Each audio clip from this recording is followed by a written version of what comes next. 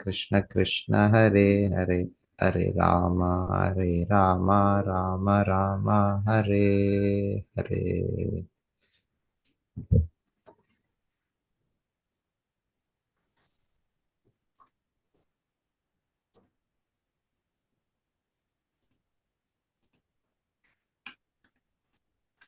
ಯಾನಿ ರೂಪಾಣಿ ಜಗೃಹೆ ಇಂದ್ರೋ ಹಯ ಜಿಹೀರ್ಷಯ ತಾನಿ ಪಾಪಸ್ಯ ಖಂಡಾನಿ ಲಿಂಗಂ ಖಂಡಂ ಇಹೋಚ್ಯತೆ.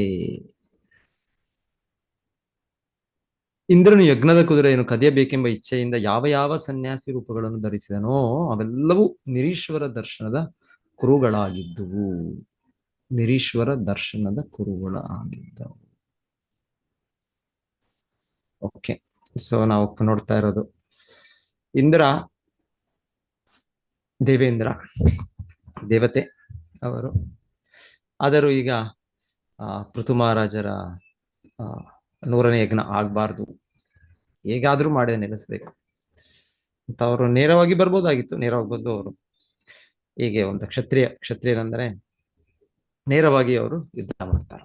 ಶೌರ್ಯ ಪರಾಕ್ರಮ. ಸೊ ಹಾಗೆ ಅಶ್ವಮೇಧ ಯಜ್ಞದಲ್ಲಿ ಓಪನ್ ಚಾಲೆಂಜ್ ಇದೆ. ಯಾರು ಕೂಡ ಕುದುರೆಯನ್ನು ಅದನ್ನು ಬಿಟ್ಬಿಡ್ತಾರೆ, ಅದನ್ನ ಬಿಟ್ಟಿರ್ತಾರೆ ಮೋಸ್ಟ್ಲಿ. ಅದು ಬಿಟ್ಟು ಮತ್ತೆ ಯಾರು ಅವಾಗ್ಲೂ ಬೇಕಾದ್ರೆ ಅವರು ಅದನ್ನ ಅದು ಫ್ರೀಯಾಗಿ ಬಿಟ್ಬಿಡ್ತಾರೆ. ಆಮೇಲೆ ಯಾರೋ ಅದನ್ನ ಬಂಧಿಸಿದ್ರೆ ಆಮೇಲೆ ಅದನ್ನ ಅವ್ರ ಮೇಲೆ ಯುದ್ಧ ಆಗೋದು. ಸೊ ಅದೆಲ್ಲ ಬಹುಶಃ ಆಗಿತ್ತು ಅನ್ಸುತ್ತೆ. ಸೊ ಆ ಟೈಮಲ್ಲಿ ಇಂದ್ರ ಏನು ಮಾಡಲಿಲ್ಲ ಅನ್ಸುತ್ತೆ. ಸೊ ಇಲ್ಲಿ ಹೇಳ್ತಾ ಇರೋದಿನ್ನ ಅವ್ರು ಕಟ್ಟೆ ಹಾಕಿದ್ದಾರೆ. ಅಂದ್ರೆ ಈಗೇನು ಈಗ ಯಜ್ಞ ಕಾರ್ಯ ಮುಗಿಸ್ಬೇಕೋ ಏನೋ. ಸೊ ಆಯ್ತು, ಅದೆಲ್ಲವೂ ಆಯ್ತು. ಯಾರು ಅವರ ಎದುರಾಳಿ ಇಲ್ಲ. ಯಾರ ಎದುರಾಳಿ ಇದ್ರೆ ಅವರು ಯುದ್ಧ ಮಾಡ್ತಾರೆ. ಮತ್ತೆ ಈ ಅಶ್ವವನ್ನು ಆ ಕುದುರೆಯನ್ನು ತಗೊಂಡ್ ಬರೋದು, ಅದು ಕ್ರಮ. ಅಶ್ವಮೇಧ ಯಜ್ಞ ಏನೋ ಅದು ಏನೋ ಸೀಕ್ರೆಟ್ ಆಗಿ ಎಲ್ಲೋ ಒಂದ್ ಸ್ಥಳದಲ್ಲಿ ಅದು ಅಂತ ಇದೆ.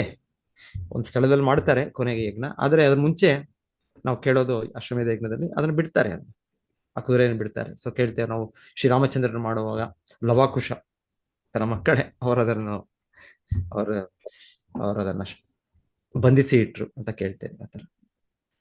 ಸೊ ಮತ್ತೆ ನಾವು ಗಂಗಾ ನದಿ ಅವರ ಉದ್ಭವ ಕಾರಣ ಆಗೋದು ಕೇಳೋದು, ಆಗಲೂ ಕೂಡ ಈ ರೀತಿ ಇಂದ್ರದೇವರೇ ಒಂದು ರೀತಿ ಕಾರಣ ಆ ಸಮಯದಲ್ಲೂ. ಸೊ ಆಗ ಕೇಳೋದು ನಾವು ಕಪಿಲ ಮಹರ್ಷಿ ಆಶ್ರಮಕ್ಕೆ ತಗೊಂಡು ಹೋಗ್ಬಿಡ್ತಾರೆ.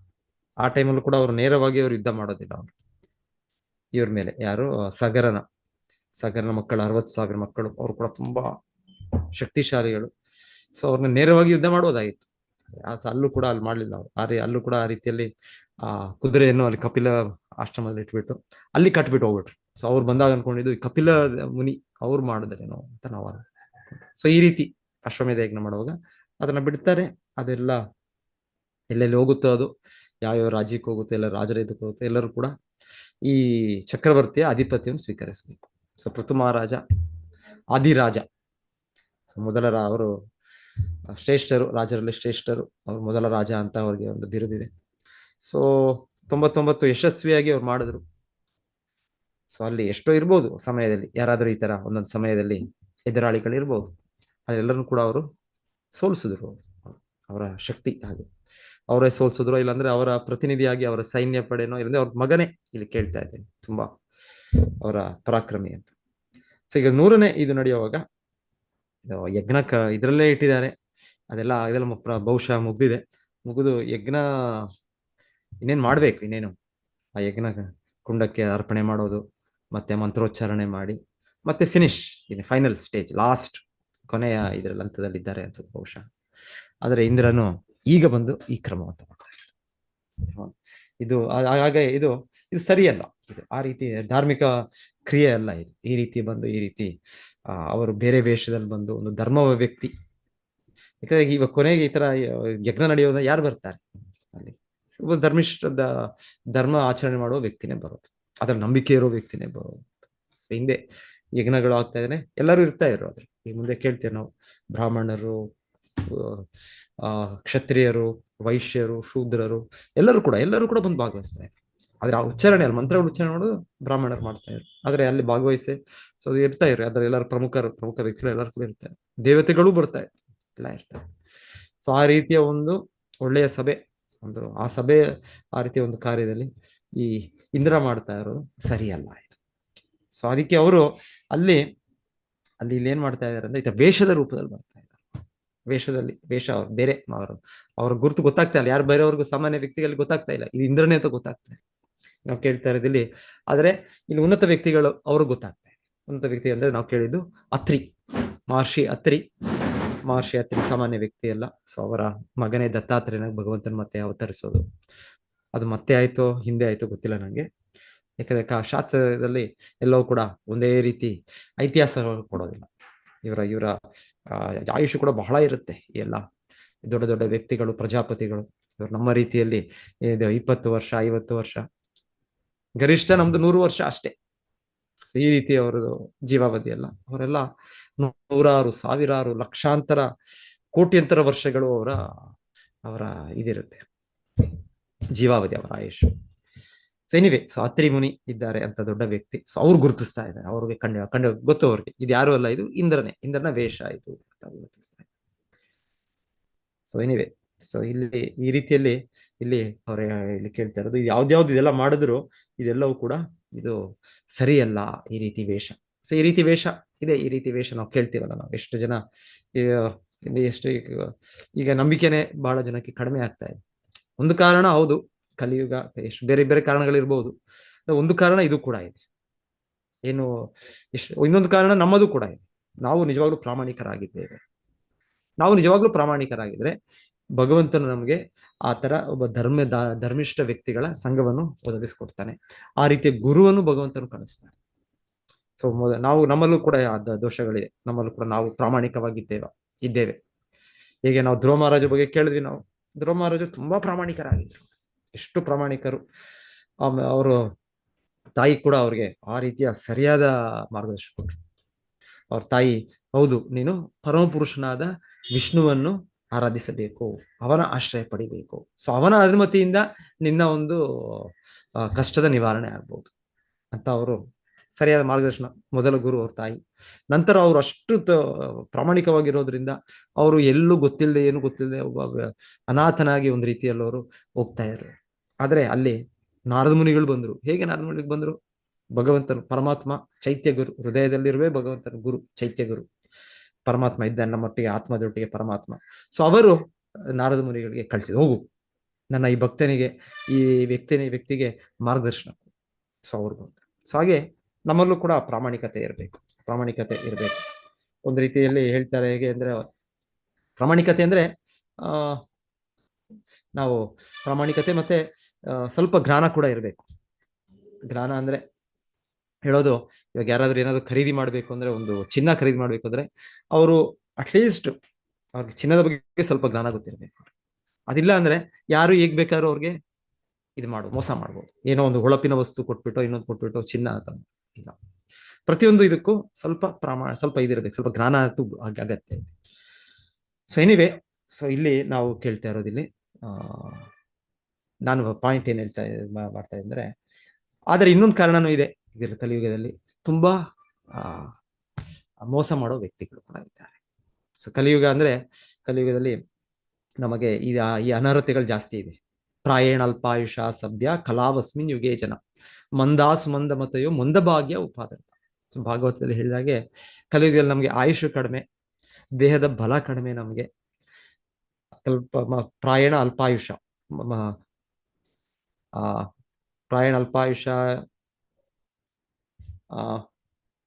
ಉಪದೃಷ್ಟ ಮಂದಾಸ್ ಮಂದ ಮತ್ತೆ ನಮಗೆ ಬುದ್ಧಿ ಕೂಡ ಸ್ವಲ್ಪ ಕಡಿಮೆನೆ.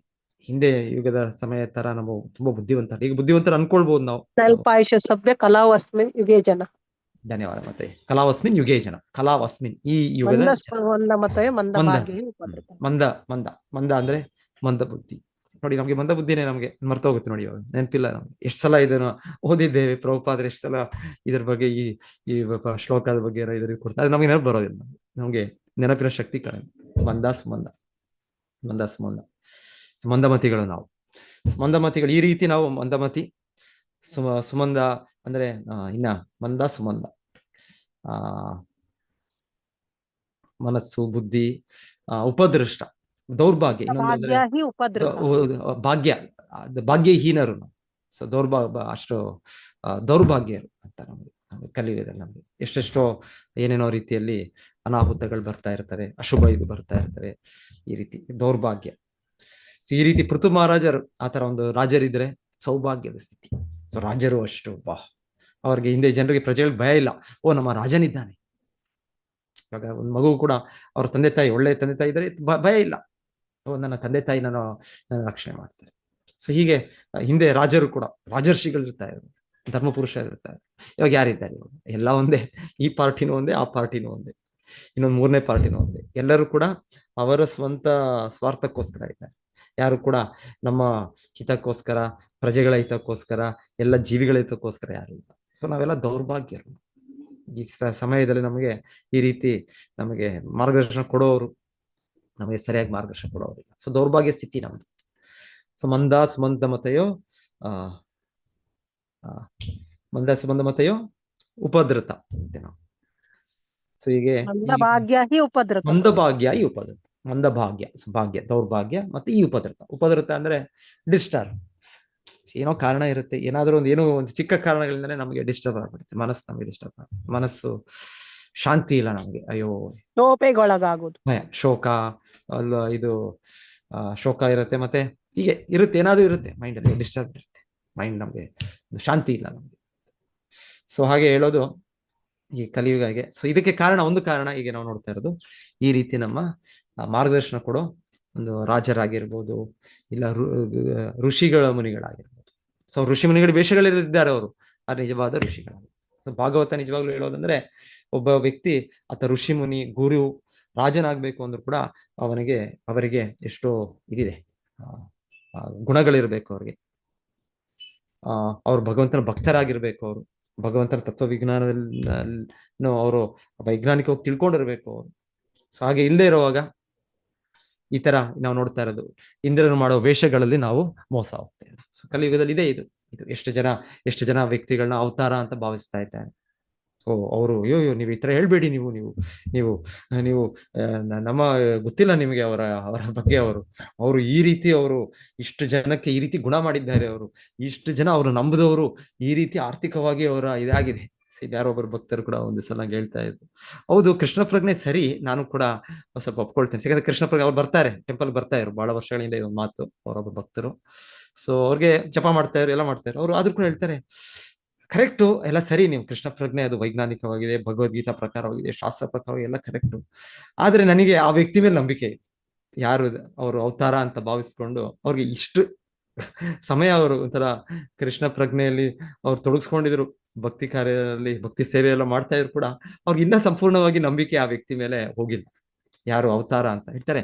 ಭೌತಿಕವಾಗಿ ನನಗೆ ತುಂಬಾ ಇದಾಗಿದೆ, ಅವರಿಂದ ತುಂಬಾ ಆಶೀರ್ವಾದಗಳು ಸಿಕ್ಕಿದೆ. ಅಂದ್ರೆ ಜನರು ಈ ತರ ಮಂದಮತಿ, ಕಲಿಯುಗದಲ್ಲಿ ಸುಮಂದ ಮತೆಯು ಮಂದಭಾಗ್ಯ ಉಪಾದ್ರ. ಸೊ ಇದು ಸರಿಯಾದ ರೀತಿಯಲ್ಲಿ ನಂಬಿಕೆ ಬರೋದು, ಸರಿಯಾದ ವ್ಯಕ್ತಿಯ ಮೇಲೆ ಸರಿಯಾದ ಗುರುಷ್ಯ ಪರಂಪರೆ. ಪ್ರಭುಪಾದರು ಇಲ್ಲಿ ಹೇಳ್ತಾ ಇರೋದು ಸನ್ಯಾಸ ಅಗತ್ಯ ಇದೆ. ಸನ್ಯಾಸ ಆಧ್ಯಾತ್ಮಿಕ ಜೀವನದಲ್ಲಿ ಉನ್ನತಿ ಸಾಧಿಸೋದಕ್ಕೆ ಅಗತ್ಯ ಇದೆ. ನಮಗೆ ಬ್ರಹ್ಮಚರ್ಯ, ನಂತರ ಗೃಹಸ್ಥ, ನಂತರ ವಾನಪ್ರಸ್ಥ, ಕೊನೆಗೆ ಸನ್ಯಾಸ. ಇದು ವೈದಿಕ, ಇದು ಆದರೂ ಗುರು ಮುಖ್ಯವಾಗಿ ಅವರು ಸನ್ಯಾಸಿಗಳಾಗಿರ್ತಾರೆ ಮುಖ್ಯವಾಗಿ. ಆದ್ರೆ ಸನ್ಯಾಸಿಗಳೇ ಹಾಗೆ ಇರಬೇಕು ಅಂತಲ್ಲ. ಚೈತನ್ಯ ಮಹಾಪ್ರಭು ಹೇಳಿದ್ದು, ಗುರು ಆದವ್ರು ಎಲ್ಲಿಂದ ಆದರೂ ಇರ್ಬೋದು. ಕಿಬಾ ವಿಪ್ರ ಕಿಬಾ ನ್ಯಾಸಿ ಶೂದ್ರ ಕೇನೆ ನಾಯ್ ಈ ಕೃಷ್ಣ ತತ್ವವೇತ್ತ ಸೇ ಗುರು ಆಯ್. ಸೊ ಚೈತನ್ಯ ಮಹಾಪ್ರಭು ಇದು ನಮಗೆ ಅವರ ಒಂದು ಕೃಪೆ. ಹಾಗೆ ನಮ್ಗೆ ಗುರು ಅನ್ನೋದು ನಾವು ಎಲ್ಲಿಂದ ಕೂಡ ಸ್ವೀಕರಿಸ್ಬೋದು. ಯಾರಿಗಾದ್ರೂ ಕೃಷ್ಣನ ಜ್ಞಾನ ತಿಳಿದಿದ್ರೆ, ಅವ್ರು ಕೃಷ್ಣನ ಭಕ್ತರಾಗಿದ್ದಾರೆ, ಅವ್ರ ಆ ಶುದ್ಧ ಆಚರಣೆಯಲ್ಲಿದ್ರೆ ಅವ್ರನ್ನ ಸ್ವೀಕರಿಸ್ಬೋದು. ಅವರಿಗೆ ಅವರು ಸನ್ಯಾಸಿನೇ ಇರಬೇಕು. ಇಲ್ಲಾಂದ್ರೆ ಸಾಮಾನ್ಯವಾಗಿ ಡೆಫಿನೆಟ್ಲಿ ಸನ್ಯಾಸಿ ಅಂದ್ರೆ ಎಲ್ಲರಿಗೂ ಗುರು. ಬ್ರಹ್ಮಚಾರಿ, ಗೃಹಸ್ಥ, ವಾನಪ್ರಸ್ಥ ಕೂಡ ಗುರು. ಹಾಗೆಯೇ ಸನ್ಯಾಸಿ ಅಂದ್ರೆ ಬ್ರಾಹ್ಮಣ, ಎಲ್ಲ ವರ್ಣಗಳು. ಬ್ರಾಹ್ಮಣ ಅಂದ್ರೆ ಸಾಮಾನ್ಯವಾಗಿ ಹೇಳೋದು ಕ್ಷತ್ರಿಯ, ವೈಶ್ಯ, ಶೂದ್ರರಿಗೆ ಗುರು ಅಂತ ಹೇಳ್ತಾರೆ, ಬ್ರಾಹ್ಮಣನಾದ್ರು. ಆದ್ರೆ ಆ ಬ್ರಾಹ್ಮಣನಿಗೂ ಕೂಡ ಸನ್ಯಾಸಿ ಗುರು. ಯಾಕಂದ್ರೆ ಆ ಸ್ಥಾನ ಸನ್ಯಾಸಿಯಲ್ಲಿ ಆ ವೈರಾಗ್ಯ ಇದು ವ್ಯಕ್ತವಾಗ್ತಾ ಇದೆ ಅವ್ರ ಜೀವನದಲ್ಲಿ. ಅವ್ರಿಗೆ ಯಾವುದು ಭೌತಿಕವಾದ ಇದು ಆಸೆ ಇಲ್ಲ. ಅವರಿಗೆ ಸಂಪೂರ್ಣವಾಗಿ ಇಂದ್ರಿಯಗಳನ್ನು ನಿಗ್ರಹಿಸಿ ಅವರು ಇದರಿಂದ ಅದಕ್ಕೆ ಬ್ರಾಹ್ಮಣ ಕೂಡ ಮೇಲೆ ಸನ್ಯಾಸ. ಸೊ ಹಾಗೆ ಜನರು ಇದನ್ನು ತುಂಬಾ ಮರ್ಯಾದೆ ಕೊಡ್ತಾರೆ. ಇದು ಕ್ರಮ ಇದೆ. ಸೊ ನಾವು ಕೆಲವು ಹಿಂದೆ ಶ್ಲೋಕಗಳು ಕೇಳ್ತಾ ಇದ್ದು, ನಿಜವಾಗಿ ಸನ್ಯಾಸ ಅಂದ್ರೆ ತ್ರಿದಂಡಿ ಸನ್ಯಾಸಿ. ತ್ರಿದಂಡಿ ಸನ್ಯಾಸಿ ಅಂದ್ರೆ ಮೂರು ದಂಡಗಳು ಇದು ಅದನ್ನ ಅವರು ದಂಡವನ್ನು ಇಟ್ಕೊಂಡಿರ್ತಾರೋ ಅದನ್ನು ಸೂಚಿಸುತ್ತೆ ಅದು. ಸೊ ಆ ಆ ಅದರಲ್ಲಿ ಏನು ಅದರ ಇದೆ ಏನಂದ್ರೆ ಏನು ಆಗ್ತದೆ ತ್ರಿದಂಡದು ಇದು ಏನ್ ಸೂಚನೆ ಏನದು ಯಾಕೆ ಅವ್ರು ಇಟ್ಕೊಳ್ತಾರೆ ಆ ಸನ್ಯಾಸಿಗಳು ಆ ಮೂರು ದಂಡ ಇಟ್ಕೊಳ್ತಾರೆ ಯಾಕೆ ಇಟ್ಕೊಳ್ತಾರೆ? ಶಿಲ ಪ್ರಭುಪಾದ ಚಿತ್ರಗಳು ನೋಡಿರ್ತೀರ ನೀವು, ಒಂದು ದಂಡ ಇಟ್ಕೊಂಡು ಶಿಲ ಪ್ರಭುಪಾದ ಇರೋದು. ಆದ್ರೆ ಯಾವಾಗ್ಲೂ ಇಲ್ಲ, ಆಮೇಲೆ ಇಲ್ಲ ಪ್ರಭುಪಾದ. ಅದು ದಂಡ ಸನ್ಯಾಸದಲ್ಲಿ 4 ಹಂತಗಳಿದೆ: ಕುಟೀಚಕ, ಬಹುದಕ, ಪರಿವ್ರಾಜಕ, ಪರಮಹಂಸ. ಸೊ ಅಂತ ಉನ್ನತ ಸ್ಥಿತಿಯಲ್ಲಿರೋ ಇವರು ಅವರನ್ನ ಇಟ್ಕೊಳ್ಳೋದಿಲ್ಲ ಅವರು. ಆದ್ರೆ ಮೊದಲವಾಗಿ ಪ್ರಾರಂಭಿಕವಾಗಿರೋ ಸನ್ಯಾಸಿಗಳು ಅವ್ರು ಇಟ್ಕೊಳ್ತಾರೆ. ಸೊ ಕುಟೀಚಕ, ಕಾಯ ವಾಚ ಮನಸ ಪ್ರಭುಜಿ, ಕಾಯ ವಾಚ ಮನಸ. ಧನ್ಯವಾದಗಳು ಮಾತಾಜಿ. ಸೊ ತ್ರಿದಂಡ 3 ದಂಡಗಳಂದ್ರೆ 3 ಕಾಯ ಅಂದ್ರೆ ದೇಹ, ಮನಸ ಅಂದ್ರೆ ಮನಸ್ಸು, ವಾಚ ಅಂದ್ರೆ ಮಾತು. ಸೊ ನಾವು ಎಲ್ಲ ಚಟುವಟಿಕೆಗಳು ಮಾಡೋದು ಇದರಿಂದ. ಸೊ ಅವರು ಸನ್ಯಾಸಿ ಅಂದ್ರೆ ಆ ದಂಡಗಳ ಮೂಲಕ ಏನಂದ್ರೆ ಆ ಸೂಚನೆ ಅವರೆಲ್ಲವನ್ನು ಆ 3 ಕೂಡ ಕೃಷ್ಣನಿಗೆ ಸಮರ್ಪಿಸಿಟ್ಟಿದ್ದಾರೆ, ಕೃಷ್ಣನಿಗೆ ಮುಡುಪಾಗಿಟ್ಟಿದ್ದಾರೆ. ಅವ್ರು ಪ್ರತಿಯೊಂದು ಮಾಡೋದು ಅವ್ರ ದೇಹದ ಕೃಷ್ಣನಿಗೋಸ್ಕರ ಮಾಡ್ತಾರೆ. ಅವ್ರ ಮನಸ್ಸನ್ನು ಉಪಯೋಗಿಸೋದು ಕೃಷ್ಣನ ಸಂತೋಷಕ್ಕೋಸ್ಕರ, ಕೃಷ್ಣನ ಚಿಂತನೆ ಮಾಡ್ತಾರೆ. ಮಾತನ್ನು ಕೃಷ್ಣನ ಇದಕ್ಕೆ ಸಂಪೂರ್ಣವಾಗಿ ನಾವೀಗ ಸಾಧನೆ ಮಾಡ್ತಾ ಇದೀವಿ, ಅಭ್ಯಾಸ ಮಾಡ್ತಾ ಇದೀವಿ. ಸ್ವಲ್ಪ ಸಮಯ ನಾವು ಕೃಷ್ಣನ ಸೇವೆ ಮಾಡ್ತೀವಿ, ಸ್ವಲ್ಪ ಸಮಯ ನಮ್ಮ ಸೇವೆಯನ್ನು ಮಾಡ್ಕೊಳ್ತೀವಿ. ನಮ್ಮ ವೈಯಕ್ತಿಕ ಸೇವೆನೋ, ನಮ್ಮ ಕುಟುಂಬ ಸೇವೆನೋ, ನಮ್ಮ ರಾಷ್ಟ್ರದ ಸೇವೆನೋ, ಈ ತರ ಎಲ್ಲ ಮಾಡ್ಕೊಳ್ತೇವೆ. ಆದ್ರೆ ಸನ್ಯಾಸಿ ಅಂದ್ರೆ ಸಂಪೂರ್ಣವಾಗಿ ಕೃಷ್ಣನಿಗೆ ಅರ್ಪಿಸುತ್ತೆ. ಕೃಷ್ಣೈಕ ಶರಣ, ಕೃಷ್ಣ ಇದು ಸಂಪೂರ್ಣ. ಸೊ ಕಾಯ ಮನಸ ವಾಚ, ಮನಸ್ಸು ಕೂಡ ಸಂಪೂರ್ಣ, ಬೇರೆ ಯಾವ ಚಿಂತನೆ ಇಲ್ಲ, ಬೇರೆ ಯಾವ ಇದು ಇಲ್ಲ, ಮನಸ್ಸು ಸಂಪೂರ್ಣ ಕೃಷ್ಣನಿಗೆ ಸಮರ್ಪಣೆ. ಮಾತು ಕೂಡ ಕೃಷ್ಣ ಇದೆ. ಸೊ ಹೀಗೆ ಆ ವ್ಯಕ್ತಿ ಅದು ತ್ರಿದಂಡ. ಇನ್ನೊಂದು ಆಕ್ಚುಲಿ ಹೇಳ್ತಾರೆ, ಇನ್ನೊಂದು ದಂಡ ಕೂಡ ಅಲ್ಲಿ ಸೇರಿರುತ್ತೆ. ತ್ರಿದಂಡ ತೊರಗಿದ್ರು ಇನ್ನೊಂದು ದಂಡ ಇದೆ, ಅದು ವೈಯಕ್ತಿಕ ಆತ್ಮ. ಈಗ ನಾವು ಆತ್ಮ, ಈಗ ಈ ಮನಸ್ಸು ಬುದ್ಧಿ ಇದನ್ನು ಪಡೆದಿದ್ದೇವೆ ಅಷ್ಟೇ. ಮನಸ್ಸು ದೇಹ ಮತ್ತೆ ಮಾತು. ಸೊ ನಾವು ಭಗವಂತನ ಸಮರ್ಪಣೆ ಮಾಡೋದು. ಸೊ ಹಾಗೆ ತ್ರಿದಂಡ ಅಂತ 3 ಇದ್ರು ಕೂಡ ಒಳಗೆ ಇನ್ನೊಂದು ದಂಡ, 4ನೇ ದಂಡ ಕೂಡ ಇದೆ, ಅದು ಜೀವದಂಡ ಅಂತ ಹೇಳ್ತಾರೆ. ನಾವು ಕೃಷ್ಣನ ನಾವು ಇದು. ಸೊ ಆದರೆ ನಂತರ ಇದು ನಿಜವಾದ ಸನ್ಯಾಸ, ಶಾಸ್ತ್ರದಲ್ಲಿರೋ ವೈದಿಕ ಇದರಲ್ಲಿರೋ ಸನ್ಯಾಸ. ಆದ್ರೆ ಕಾಲ ಸಮಯದಲ್ಲಿ ಈಗ ನಾವು ಏಕದಂಡ ಸನ್ಯಾಸ ಅಂತ ಕೂಡ ಕೇಳ್ತೀವಿ. ಏಕದಂಡ ಸನ್ಯಾಸ ಈಗ ಶಂಕರಾಚಾರ್ಯರು ಅದನ್ನ ಇಂಟ್ರೊಡ್ಯೂಸ್ ಮಾಡಿದ್ರು ಅಂತ ಹೇಳ್ತಾರೆ. ಸೊ ಇಂಟ್ರೊಡ್ಯೂಸ್ ಮಾಡಿ ಅದರಲ್ಲಿ ಏನಂದ್ರೆ ಏಕದಂಡ ಅಂದ್ರೆ ಒಂದೇ, ಅದ್ವೈತ ಒಂದೇ. ಸೊ ಅದರಲ್ಲಿ ಅವರು ಏನ್ ಮಾಡ್ಕೊಳ್ತಾರೆ ಅಂದ್ರೆ ಆ ಏಕದಂಡ ಅಂದ್ರೆ ನಾವು ಆತ್ಮ ಪರಮಾತ್ಮ ಎರಡು ಒಂದೇ ಅಂತ, ಒಂದೇ ಎಲ್ಲವೂ ಪ್ರಪಂಚದ ಏನಿಲ್ಲ ಒಂದೇ. ಈಗ ಸುಮ್ಮನೆ ಈಗ ನಾವು ಅಜ್ಞಾನದಲ್ಲಿ ಎಲ್ಲ ಎರಡು ಬೇರೆ ಬೇರೆ ಕಾಣ್ತಾ ಇದೆ ಅಂತ ಅವರು ಏಕದಂಡ ಸನ್ಯಾಸಿಗಳು ಅಂತ. ಇಲ್ಲ, ನಿಜವಾಗ್ಲೂ ಮೂಲತಃ ಶಾಸ್ತ್ರ ಹೇಳೋದು ತ್ರಿದಂಡಿ ಸನ್ಯಾಸಿ. ಆಕ್ಚುಲಿ ನೀವು ನೋಡಿ, ಐತಿಹಾಸಿಕವಾಗಿ ನೋಡಿದ್ರೆ ಈ ಶಂಕರಾಚಾರ್ಯ ಬರೋ ಮುಂಚೆನೆ ಹಿಂದಿನ ಆಚಾರ್ಯರು ಕಲಿಯುಗದಲ್ಲೂ ಕೂಡ ಯಾರು ವಿಷ್ಣು ಸ್ವಾಮಿ ಅಂತ ದೊಡ್ಡ ಆಚಾರ್ಯರು, ಅವರೇ ಈ 100 ಇದೆಲ್ಲ ಕೊಟ್ಟದ್ದು ಅಂತ ಹೇಳ್ತಾರೆ. ಈಗ ಬರೋದು ನಮಗೆ ಏನಿದೆ ಈಗ ತೀರ್ಥ, ಅರಣ್ಯ, ಈ ತರ ಎಲ್ಲ ಬಿರುದುಗಳಿದೆ. ಇದೆಲ್ಲ ಅಲ್ಲಿಂದ ಸ್ಟಾರ್ಟ್ ಆಗುತ್ತೆ. ಶಂಕರಾಚಾರ್ಯ ಅಲ್ಲಿಂದಾನೆ ತಗೊಂಡು ಅವರು ಕೂಡ ಕೊಟ್ಟ. ಅದೇ ಅವರಿಂದೇನೆ ಇವರು ವಿಷ್ಣು ಸ್ವಾಮಿ, ಅವರು ವೈಷ್ಣವ ಆಚಾರ್ಯರು, ಒಂದು ಸಂಪ್ರದಾಯ, ಶುದ್ಧ ಸಂಪ್ರದಾಯದ ಮುಖ್ಯ ಆಚಾರ್ಯರು, ಅವರು ಇದೆಲ್ಲ ಕೊಟ್ಟದ್ದು ಅಂತ ಕೂಡ ಹೇಳ್ತಾರೆ. ಸೊ ಎನಿವೆ, ಸೊ ಯಾಕಂದ್ರೆ ಈ ಸನ್ಯಾಸಿ ಅಂದ್ರೆ ಆಟೋಮೆಟಿಕಲಿ ಇದು ಕೇಳಿದ್ರೆ ಈ ಸಂಪೂರ್ಣ ಎಲ್ಲವನ್ನು ತ್ಯಾಗ ಮಾಡಿಬಿಟ್ಟಿದೆ ಅಂದ್ರೆ ಅಷ್ಟು ಮರ್ಯಾದೆ ಇದೆ. ಸೊ ಆ ವೇಷವನ್ನು ಅದನ್ನು ಸೂಚನೆ ಮಾಡ್ತಾ ಇವರು ಇಂದ್ರ ಈಗ ಮಾಡ್ತಾರೆ. ಸೊ ಹೀಗೆ ಸಮಾಜದಲ್ಲೂ ಈಗ ಇದೆ. ಸುಶೀಲ ಪ್ರಭುಪಾದರು ಹೇಳ್ತಾ ಇರೋದು ಈ ರೀತಿ ಎಷ್ಟೋ ಜನ ಇದ್ದಾರೆ, ಎಷ್ಟೋ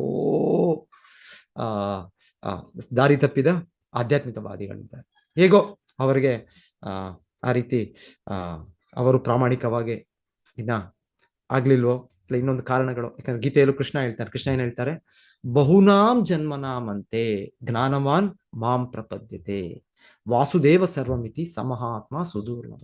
ಸೊ ಕೃಷ್ಣನ್ ಕೂಡ ಹೇಳೋದು, ಬಹಳ ಜನ್ಮಗಳ ನಂತರ ಒಬ್ಬ ವ್ಯಕ್ತಿ ಜ್ಞಾನಿ ಆಗ್ತಾನೆ. ಆ ಜ್ಞಾನಿ ಆದ್ಮೇಲೆ ಆ ವ್ಯಕ್ತಿಗೆ ತಿಳಿಯುತ್ತೆ ವಾಸುದೇವ ಸರ್ವಮಿತಿ, ಕೃಷ್ಣನೇ ಸರ್ವಸ್ವ, ಕೃಷ್ಣನೇ ಪರಮ ಪುರುಷ. ಸೊ ಕೃಷ್ಣನ ಆಶ್ರಯಿಸುವುದೇ ನಮಗೆ.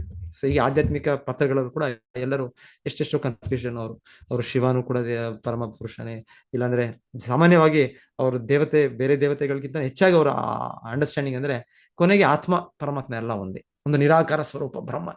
ಸೊ ನಾವು ಕೂಡ ಭಗವಂತನಾಗ್ಬಿಡುತ್ತೇವೆ. ಸೊ ಈ ಸಾಮಾನ್ಯವಾಗಿ ಈ ಸನ್ಯಾಸಿಗಳು ಅಂತ ನಾವೇ ಅಂತ ನೋಡ್ತಾ ಇದ್ದೀವಿ ಸಮಾಜದಲ್ಲಿ ಇರೋರೆಲ್ಲ ಕೂಡ ಈ ಒಂದು ವಾದಕ್ಕೆ ಅವ್ರು ಸಿಕ್ಕಿಬಿದ್ದಿದ್ದಾರೆ. ಆದ್ರೆ ಇದು ಸರಿಯಲ್ಲ, ಇದು ಶಾಸ್ತ್ರದ ಪ್ರಕಾರ ಅಲ್ಲ. ಇದು ಒಂದು ಇಲ್ಲಿ ತೋರಿಸೋ, ಇಲ್ಲಿ ಹೇಳೋ ರೀತಿಯಲ್ಲಿ ಇದೊಂದು ರೀತಿ ವಂಚನೆ, ಅವ್ರಿಗೆ ವಂಚನೆ ಮಾಡ್ಕೊಳ್ತಾ ಇರೋದು, ನಮಗೆ ಜನಸಾಮಾನ್ಯರು ಕೂಡ ವಂಚನೆ ಮಾಡ್ಬೋದು ಅಂತ ಹೇಳ್ಬೋದು. ಸೊ ಇಲ್ಲಿ ಪದಗಳು ಕೂಡ ಶಿಲ ಪ್ರಭುಪಾದ ಹೇಳ್ತಾರೆ. ಹಾಗಾಗಿ ಕೆಲವೊಮ್ಮೆ ಅವರು ದರಿದ್ರ ನಾರಾಯಣ ಅಂತ ಹೇಳ್ತಾರೆ, ದರಿದ್ರ ನಾರಾಯಣ ಸೇವೆ. ಸೊ ಇದು ಕೇಳ್ತಾರೋ ಅವ್ರು ಹೇಳ್ತಾರೋ, ಅವರು ನಾರಾಯಣನು ಎಲ್ಲೆಡೆ ಇದ್ದಾರೆ, ದೇವರು ಎಲ್ಲೆಡೆ ಇದ್ದಾರೆ. ಕರೆಕ್ಟ್, ದೇವರು ಎಲ್ಲೆಡೆ ಇದ್ದಾನೆ. ಅದೇ ದೇವ್ರನ್ನ ಎಲ್ಲೆಡೆ ನೋಡಕ್ಕೆ ನಂಗೆ ಶಕ್ತಿ ಇದೆಯಾ? ನನ್ನ ಕಣ್ಣುಗಳಿದೆಯಾ? ನನಗೆ ಈ ಸ್ಪೆಕ್ಸ್ ಹಾಕೊಂಡಿದ್ರಿಂದ ನಂಗೆ ಸ್ವಲ್ಪ ಕಾಣ್ತಾ ಇದೆ. ನಂಗೆ ಈ ಸ್ಪೆಕ್ಸ್ ಹಾಕಲಿಲ್ಲ ಅಂದ್ರೆ ನಂಗೆ ಸರಿಯಾಗಿ ಕಣ್ಣು ಕಾಣೋದಿಲ್ಲ ನನಗೆ. ಸೊ ಈ ರೀತಿ ನಮಗೆ ಎಷ್ಟೋ ಅಶಕ್ತ ಸ್ಥಿತಿಯಲ್ಲಿ ಇದ್ದೇವೆ ನಾವು ನಮಗೆ. ಸೊ ಆದ್ರೆ ಅವ್ರು ಹೇಳೋದು ಇಲ್ಲ, ದೇವರು ಎಲ್ಲ ಕಡೆ ಇದ್ದಾನೆ, ಹಾಗಾಗಿ ನೀವು ದೇವ್ರನ್ನೆಲ್ಲ ಕಡೆ ನೋಡ್ಬೇಕು. ಸೊ ದೇವ್ರನ್ನೆಲ್ಲ ಕಡೆ ಇದ್ದಾನೆ, ಅದೇ ದೇವ್ರ ನೋಡೋ ಶಕ್ತಿ ಇಲ್ಲ ನಮ್ಗೆ.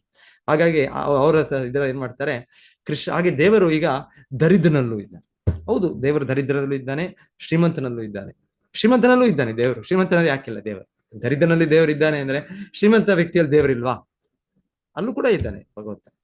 ಸೊ ಅದನ್ನ ನೋಡೋದಿಲ್ಲ ಅವ್ರಿಲ್ಲ, ಎಲ್ಲ ದರಿದ್ರ ನೀವು ಅವರು. ಆಮೇಲೆ ದರಿದ್ರನು ಈಗ ನಾರಾಯಣನು, ಆ ಪರಮಪುರುಷನು ದರಿದ್ರನ ರೂಪದಲ್ಲಿ ಬಂದಿದೆ. ದರಿದ್ರ ನಾರಾಯಣ ಇದು ಎಲ್ಲಿದೆ? ಇದು ಯಾವ ವೇದಗಳಲ್ಲಿದೆ? ಯಾವ ಪುರಾಣದಲ್ಲಿದೆ? ಯಾವ ಶಾಸ್ತ್ರದಲ್ಲಿದೆ? ಈ ಪದ ಎಲ್ಲೂ ಇಲ್ಲ. ನಾರಾಯಣ ಅಂದ್ರೆ ಯಾವಾಗ್ಲೂ ಕೂಡ ಲಕ್ಷ್ಮೀನಾರಾಯಣ. ಲಕ್ಷ್ಮೀನಾರಾಯಣ ನಮ್ಮ ಭಗವಂತನ ಯಾವಾಗ್ಲೂ ಲಕ್ಷ್ಮೀ ದೇವಿ ಜೊತೆಗೆ ಸೇರಿಸಿ ಅವನ ಇದನ್ನು ವೈಭವವನ್ನು ನಾವು ಗುಣಗಾನ ಮಾಡೋದು. ಅವನನ್ನು ದರಿದ್ರ ಅಂತ ಹೇಳ್ಬಾರ್ದು. ಇದ್ದಾನೆ ನಾರಾಯಣನು, ಖಂಡಿತವಾಗಿದ್ದಾನೆ. ಒಬ್ಬ ದರಿದ್ರ ವ್ಯಕ್ತಿಯು ಕೂಡ ಪರಮಾತ್ಮನಾಗಿ ಅವನಿದ್ದಾನೆ. ಅವನು ಶ್ರೀಮಂತನ ಹೃದಯದಲ್ಲಿ ಇದ್ದಾನೆ, ಹಾಗೆ ದರಿದ್ರನ ಹೃದಯ ಇದ್ದಾನೆ ಭಗವಂತ. ನನ್ನ ಹೃದಯದಲ್ಲಿದ್ದಾನೆ, ನಿಮ್ಮ ಹೃದಯದಲ್ಲಿದ್ದಾನೆ, ಒಂದು ಕ್ರಿಮಿಕೀಟಗಳ ಹೃದಯದಲ್ಲಿ ಇದ್ದಾನೆ, ಎಲ್ಲರ ಹೃದಯದಲ್ಲೂ ಭಗವಂತನಿದ್ದಾನೆ. ಹಾಗೆ ಅವನಿದ್ದಾನೆ ಅನ್ನೋದಕ್ಕೆ ಅವನು ದರಿದ್ರನಾಗುವುದು. ನಾರಾಯಣನು ಯಾವತ್ತು ಕೂಡ ಪರಮ ಪುರುಷನೇ, ದೇವೋತ್ತಮ ಪರಮ ಪುರುಷ. ಶಿಲ ಪ್ರಭುಪಾದ ಬಹಳ ಚೆನ್ನಾಗಿ Krishna the supreme personality of god Krishna ಪುಸ್ತಕ ಬರೆದ್ರು ಪ್ರಭುಪಾದರು. ಸುಮ್ಮನೆ ಕೃಷ್ಣ ಅಂತ ಬಿಟ್ಬಿಡ್ಲಿಲ್ಲ. ಅಲ್ಲಿ ನೀವು ಪುಸ್ತಕ ಮೇಲೆ ಟೈಟಲ್ ನೋಡಿ, ಕೃಷ್ಣ ದೇವೋತ್ತಮ ಪರಮ ಪುರುಷ. ಸೊ ಹೀಗೆ ನಾರಾಯಣ ದೇವೋತ್ತಮ ಪರಮ ಪುರುಷ. ಸೊ ನಾರಾಯಣ ಅಂತ ಬಿಟ್ಟು ನಾವು ಅವನು ದರಿದ್ರ, ಅವನು ಹಾಗೆ ಅಂತ ನಾವು ಹೇಳ್ಬಾರ್ದು. ಅದು ಒಂದು ಇನ್ನು ಆಚಾರ್ಯರು ಹೇಳೋದು ಅದು ಅಪರಾಧ. ಆ ರೀತಿ ಹೇಳೋದೇ ಅಪರಾಧ. ಭಗವಂತನಿದ್ದಾನೆ, ಎಲ್ಲೆಡೆ ಇದ್ದಾನೆ, ಇಲ್ಲ ಅಂತಿಲ್ಲ. ಸೊ ಎಲ್ಲರಿಗೂ ನಾವು ಸಹಾಯ ಮಾಡ್ಬೇಕಿಲ್ಲ ಅಂತಿಲ್ಲ. ಆದ್ರೆ ನಾವು ಆ ರೀತಿ ಒಂದು ಸ್ಲೋಗನ್ಗಳು ನಾವೇನೋ ಒಂದು ನಮಗೆ ಎಲ್ಲ ಕ್ಯಾಚಿ ವರ್ಡ್ಸ್, ಒಂದು ಒಳ್ಳೆ ಪದಗಳು ಇದನ್ನ ಸೃಷ್ಟಿ ಮಾಡಿಬಿಟ್ಟು ಜನರನ್ನು ನಾವು ಮೋಸ ಮಾಡೋದು, ಅವ್ರನ್ನ ದಾರಿ ತಪ್ಪಿಸೋದು. ಇದು ತಪ್ಪು, ಇದು ಮಾಡಬಾರ್ದು. ಸೊ ಹಾಗೆ ಅವರು ಆತರ ಭಗವಂತನ ಒಂದು ಬಡಪಾಯಿ ರೂಪದಲ್ಲಿ ನೋಡ್ಬೇಕು. ಅದಕ್ಕೆ ಅವರ ಸೇವೆ ಮಾಡಿ. ನೀವು ಭಗವಂತನ ಸೇವೆ ಮಾಡ್ತೀರಾ? ದೇವಸ್ಥಾನಕ್ಕೆ ಯಾಕೆ ಹೋಗ್ತೀರಾ? ತಿರುಪತಿಗೆ ಬೆಟ್ಟಕ್ಕೆ ಯಾಕೆ ಹೋಗ್ತೀರಾ ನೀವು? ಇಲ್ಲ ಅಲ್ಲಿ ಇನ್ನೊಂದು ಎಲ್ಲೇದು ಕುಂಭಮೇಳ ಇದೆ, ಅದ್ರಲ್ಲಿ ಯಾಕೆಲ್ಲ ಅವೆಲ್ಲ ಮಾಡ್ತೀವಿ? ಅವೆಲ್ಲ ಮಾಡೋ ಅಗತ್ಯ ಇಲ್ಲ. ನೀವು ಕೇವಲ ದರಿದ್ರ ಅಂದ್ರೆ ಈ ರೀತಿ ಬಡಪಾಯಿ ಸೇವೆ ಮಾಡಿ. ಅದು ಮಾಡಿದಿಂದ ಅದು ಸಮ ಅಂತ ಹೇಳ್ತಾರೆ. ಇಲ್ಲ, ಸಮ ಅಲ್ಲ. ಇದು ಒಳ್ಳೆಯ ಕಾರ್ಯ, ಇದು ಪುಣ್ಯ ಕಾರ್ಯ. ಯಾರು ಇಲ್ಲ ಅಂತ ಹೇಳೋದು ಪುಣ್ಯ. ಇದರಿಂದ ನೀವು ಪುಣ್ಯ ಕಾರ್ಯ ಮಾಡ್ತಾ ಇದ್ದೀರಿ ಡೆಫಿನೆಟ್ಲಿ. ಆದ್ರೆ ಈ ಪುಣ್ಯ ಕಾರ್ಯಕ್ಕೂ ಭಕ್ತಿ ಕಾರ್ಯಕ್ಕೂ ಬಹಳ ವ್ಯತ್ಯಾಸ ಇದೆ. ಸೊ ಭಗವಂತನ ಶಿಲ ಪ್ರಭುಪಾದ ಗುರುಗಳು ಹೇಳ್ತಾ ಇದ್ರು ಇನ್ನೊಂದು ರೀತಿಯಲ್ಲಿ. ಅವರು ಒಂದು ಎಷ್ಟು ಈ ತರ ಪುಣ್ಯ ಕಾರ್ಯಗಳಿದೆ. ಒಂದು ಬಡವರ ಸೇವೆ ಮಾಡೋದೇ ಒಂದು ಪುಣ್ಯ ಕಾರ್ಯ ಅಂತಲ್ಲ. ಯಾರಾದ್ರೂ ಒಂಥರ ಆರೋಗ್ಯವಾಗಿ ಪ್ರಾಬ್ಲಮ್ ಇದ್ರೆ ಅವರ ಒಂದು ಮೆಡಿಸಿನ್, ಮದ್ದುಗಳು ಕೂಡ, ಅದು ಕೂಡ ಒಳ್ಳೆ ಸೇವೆ. ವೈದ್ಯರು ಸೇವೆ ಮಾಡ್ತಾ ಇದ್ದಾರೆ, ಅದರ ಒಳ್ಳೆ ಕಾರ್ಯ. ಯಾರು ಇಲ್ಲ ಅಂತ ಹೇಳೋದು. ಸೊ ಅದೆಲ್ಲ ಒಳ್ಳೇದೇ. ಆದ್ರೆ ಎಷ್ಟಾದ್ರೂ ಅದು ಪುಣ್ಯ ಕಾರ್ಯ. ಪುಣ್ಯ ಕಾರ್ಯದಿಂದ ನಮಗೆ ಅದರಿಂದ ಒಳ್ಳೆ ಜನ್ಮ ಸಿಗುತ್ತೆ ಮುಂದೆ. ಮತ್ತೆ ಜೀವನ ಕೂಡ ಸ್ವಲ್ಪ ಪರಿಶುದ್ಧವಾಗತ್ತೆ. ಈ ತರ ಪುಣ್ಯ ಕಾರ್ಯಗಳು ಮಾಡೋದ್ರಿಂದ, ಇನ್ನೊಬ್ಬರಿಗೆ ನಮ್ಮ ಇದನ್ನು ಹಣವನ್ನು ಕೊಡೋದ್ರಿಂದ ನಮಗೆ ಇದು ಭಾವನೆ, ಮನಸ್ಸು ಸ್ವಲ್ಪ ದೊಡ್ಡದಾಗಿ ಬೆಳೆಯೋ ಒಂದು ಸಾಧ್ಯತೆ ಇದೆ. ಆದ್ರೆ ಇದು ಆಧ್ಯಾತ್ಮಿಕ ಕಾರ್ಯ. ಆಧ್ಯಾತ್ಮಿಕ ಕಾರ್ಯ ಬೇರೆ, ಭಕ್ತಿ ಕಾರ್ಯ ಬೇರೆ. ಆಧ್ಯಾತ್ಮಿಕ ಕಾರ್ಯ ಅಂದ್ರೆ, ಭಕ್ತಿ ಕಾರ್ಯ ಅಂದ್ರೆ ಭಗವಂತನನ್ನು ನೇರವಾಗಿ ತೃಪ್ತಿಪಡಿಸೋ ಕಾರ್ಯ. ಸೊ ಭಗವಂತನ ತೃಪ್ತಿಪಡಿಸ್ಬೇಕು ಡೆಫಿನೆಟ್ಲಿ. ಭಗವಂತ ಇನ್ನೊಬ್ರಿಗೆ ಸಹಾಯ ಮಾಡೋದಕ್ಕೆ ಭಗವಂತನಿಗೆ ಒಂದು ಮಟ್ಟಕ್ಕೆ ಆಗತ್ತೆ, ಒಂದು ಮಟ್ಟಕ್ಕೆ. ಆದ್ರೆ ಅವರ ಚಿಂತನೆಯಲ್ಲಿ ಭಗವಂತನು ಕೂಡ ಅವ್ರಿಗೆ ನಾವ್ ಯಾವಾಗ್ಲೂ ಓಕೆ ಬಡಪಾಯಿ ಅವ್ರಿಗೆ ಸೇವೆ ಮಾಡಬೇಕು, ಅವ್ರಿಗೆ ಸಹಾಯ ಮಾಡ್ಬೇಕು. ಎಷ್ಟು ಅಂತ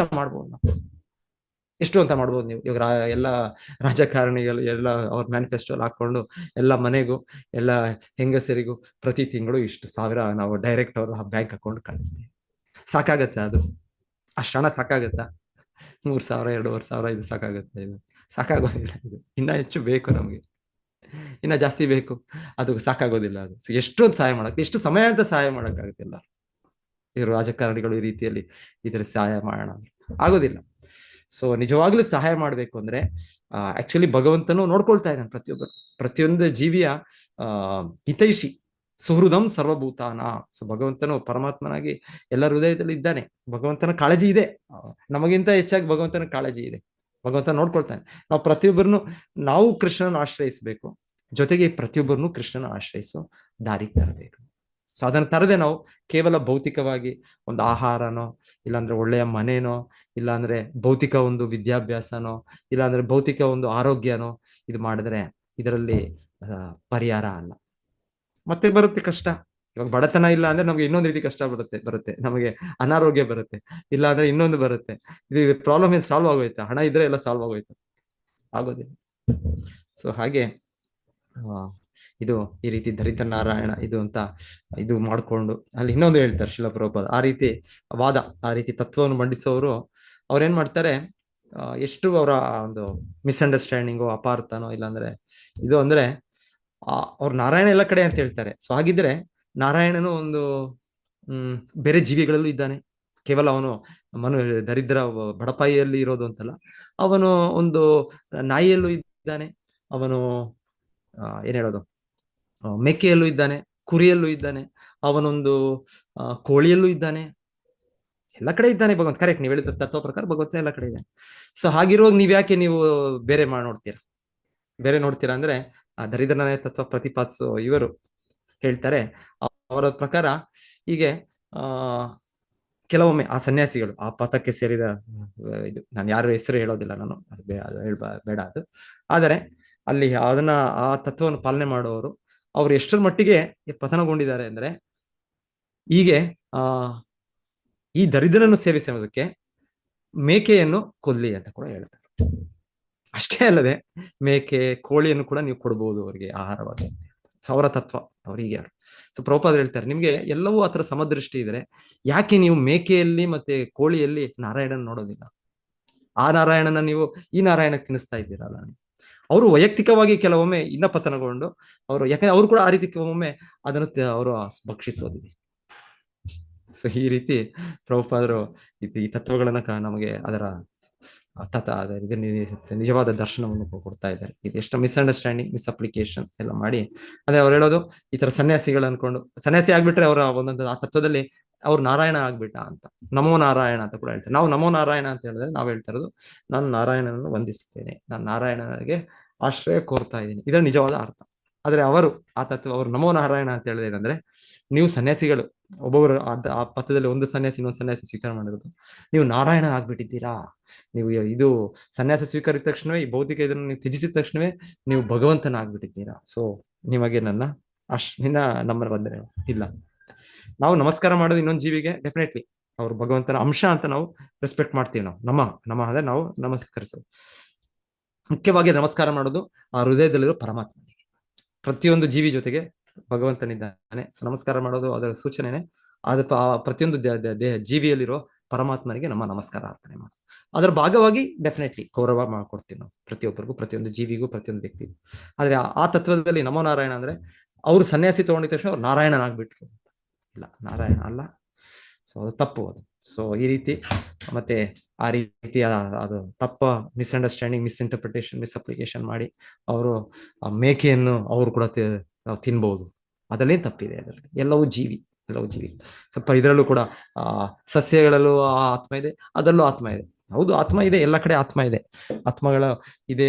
ಆದರೆ ನಮ್ಮ ಮನುಷ್ಯರಿಗೆ ನಮಗೆ ನಿರ್ದಿಷ್ಟ ಆಹಾರ ಏನು? ಸೊ ನಾವು ಅರ್ಥ ಮಾಡ್ಕೊಳ್ಬೇಕು.